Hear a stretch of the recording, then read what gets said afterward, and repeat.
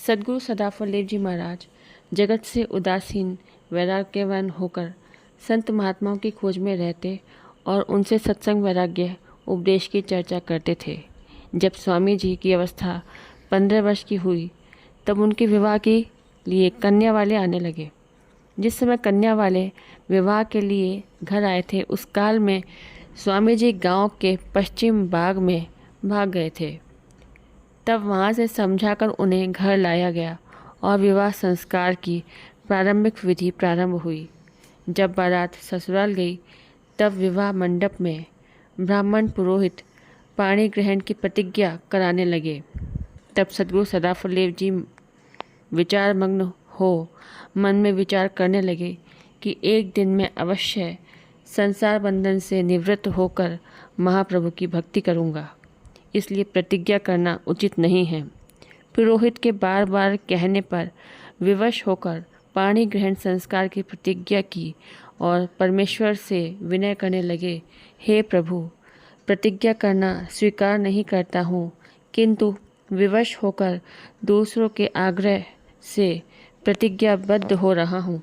इस धर्म अधर्म को आप जानिए। उसी अवस्था में उनकी ऐसी अलौकिक बुद्धि जानी गई थी। स्वामी जी उस समय अधिक विद्या भी नहीं पढ़े थे, तब भी ऐसा ज्ञान, आचरण और उत्तम विवेक उनके जीवन में पाया गया। स्वामी जी व्यवहारिक जीवन में रहते हुए भी विरक्त की तरह रहते थे। प्रतिदिन दोनों काल 500 मंत्र का जप करते थे, जिसकी संख्या 5000 तक पहुंच गई। यह स्वामी जी की कुमार अवस्था की स्थिति थी। एक मंत्र को सिद्ध करने के लिए उन्होंने 11,000 मंत्र का जप किया था।